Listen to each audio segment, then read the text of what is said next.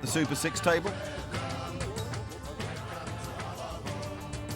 And a familiar winner of the Man of the Match award, Ricky Ponting, for his 114.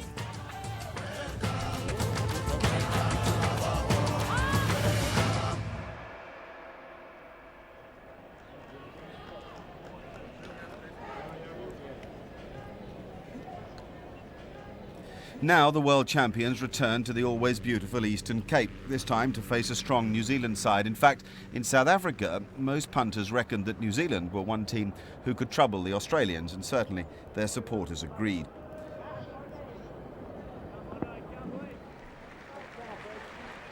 A close look at the Super 6 table reveals that Australia and India are as good as runaway trains.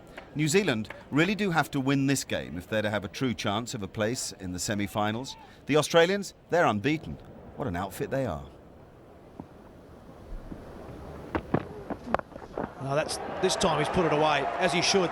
It's two short balls to start this over. The first one he got away with, but to really get away with two when you're bowling to Adam Gilchrist.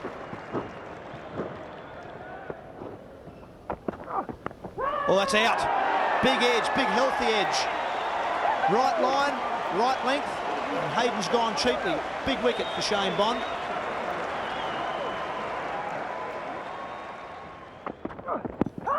Another big shout. That's a bit full of that one, and he's given him this time. Well, I'm absolutely sure that's going on to hit the stumps. The only question that Asoka De Silva, the umpire, has to ask himself was it pitching on the stumps? Pitched on leg, did it pitch on leg? That's the key. It's going on to hit. There's no doubt about that. It's not bouncing over, and he's basically crease bound Adam Gilchrist. Second good shout in the over. He thought about it, he nodded, a telltale sign, and Gilchrist is gone. It's 24 for 2. Edged and gone. That is a big, big wicket. Shane Bond. He loves playing against Australia.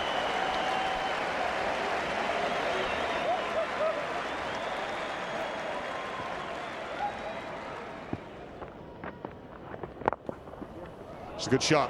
Down the wicket, used his feet. Darren Lehmann.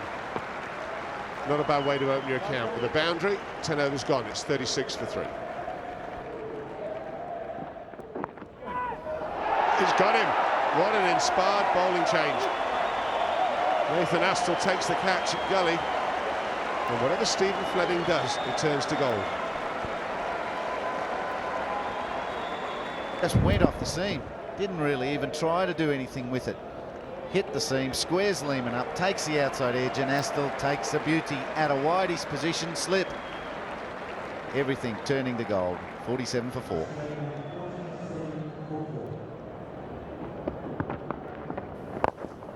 Great shot. Really good shot.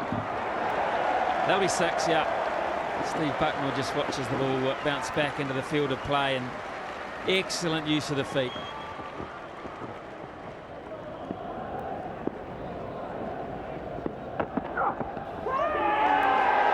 Got him. Just fishing away, and Fleming has done it again with a bowling change. Damien Martin makes a rare mistake in this innings anyway, and pays the price. Close. He's got to give that, he has. He's gone first ball, Bond has 5.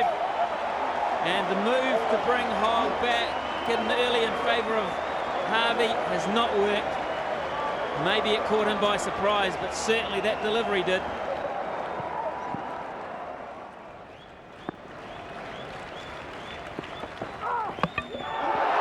Got him. Absolutely magnificent. I'm not quite sure where Harvey was looking to hit that. It looked very onside to me. Too quick. He just couldn't catch up with him, and his nightmare to Bond has come to a very short, sharp end. Andrew Bickle's holding himself back, isn't he? He wants to go downtown. Well, you get a feeling it's going to happen, and I think it will happen sooner than later as well. Well, that's nicely played. There's 2 men behind point, and he's found the gap, finer of both of them. It's the first boundary for about 12 overs. 102 on the board now, 7 down.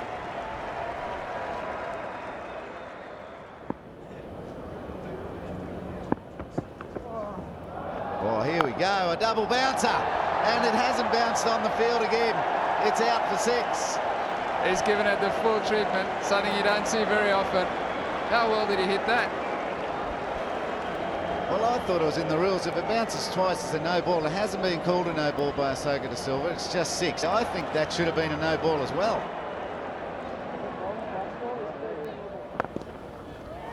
It's a nice shot by Pickle, and there is his first 50.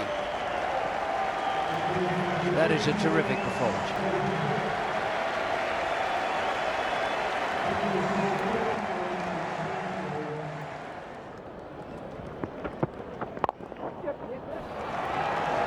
Well, there's 4 of them.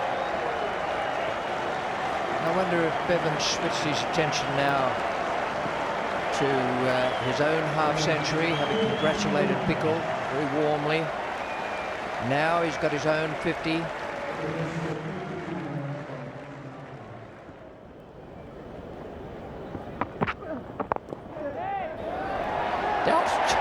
Out. A good catch too, because the fielder didn't think it was going to reach him in the end. Might have lost it a bit in the background. And that is a key wicket. Michael Bevan gone. That's got to be out. And that'll bring in Glenn McGrath.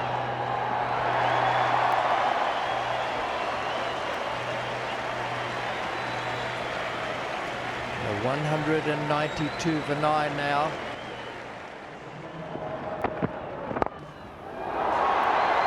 Okay, now that has gone past the target that Australia had to make 9 days ago against England, and that is another psychological burst. Lee has smashed that. He's absolutely lathered it. He's finished up with 15 not out, and the target now is 209. It was Bevan and Bickle who had again rescued the Australians. Their partnership had been worth 97. It was Shane Bond who was the bowling hero for the New Zealanders.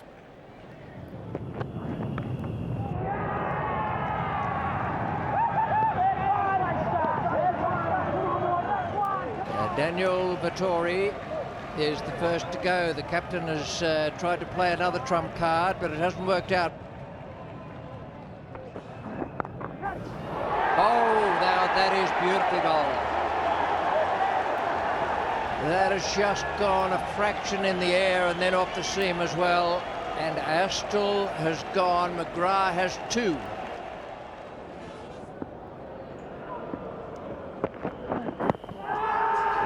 That is very close, very close. And Steve Buckner, it didn't take long before the nod came.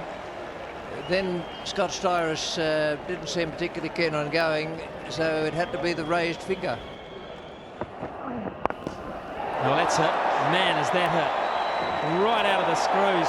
Take that, Glenn McGrath, and take it quickly.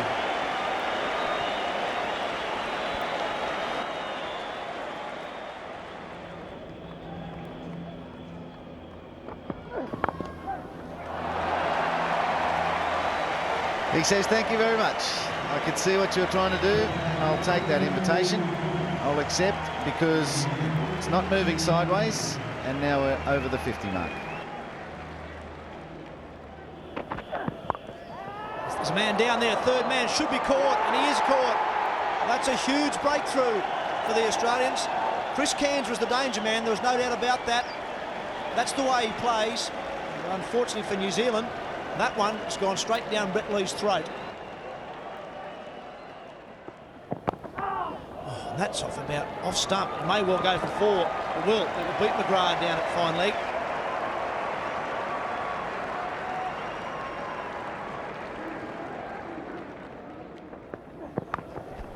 No need to worry now.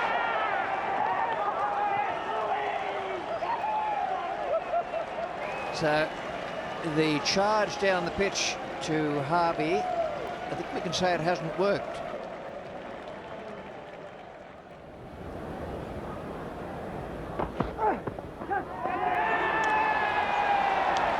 Yes, Steve Buckner waited, but Stephen Fleming and Chris Harris were well aware of what was happening there, that there'd been a touch, that the ball had gone through to the keeper.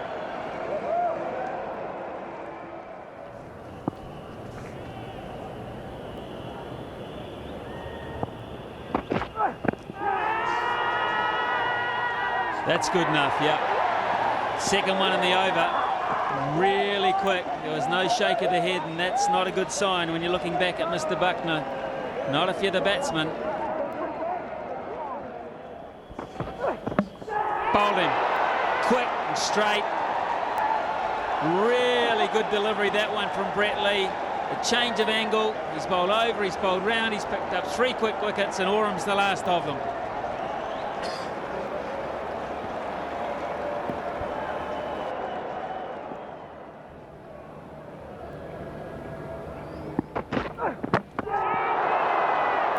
Unbelievably well bowled by Brett Lee.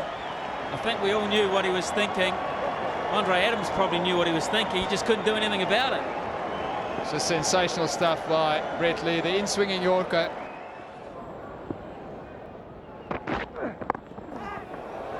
What a catch. What a brilliant way to end the innings. Brett Lee has picked up his 5th. What reactions. He's certainly a great athlete, and this has been a great performance by Australia. There should be no doubt about it, folks. They are on track to win this World Cup.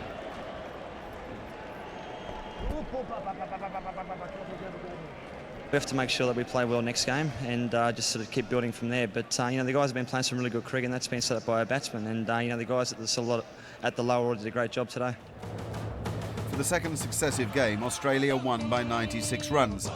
The Kiwis, well, 112 was a World Cup low for them. Brett Lee had been the pick of the bowlers with 5 for 42, matching Shane Bond almost earlier in the day. Ricky Ponting's men were into the semi-finals with maximum points. Next up, the surprise package, the Kenyans.